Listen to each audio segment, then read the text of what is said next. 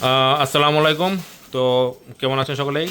আশা করি ভালো আছেন। তো আমাদের কোম্পানির পক্ষ থেকে তো আপনারা সকলেই জানেন যে সকলকে গেঞ্জি দেওয়া হচ্ছে, পর্যাপ্ত গেঞ্জি আনা হচ্ছে। আপনারা সকলে চলে আসবেন।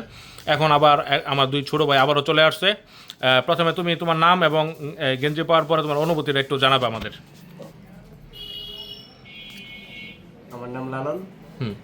অনুভূতি অনেক ভালোই ভাই, গঞ্জিরে পরে অনেক মজা পাইতেছি। দোয়া করি ভাই আপনার ব্যবসা আরো ভালো হোক। আচ্ছা, এটুকু ধন্যবাদ।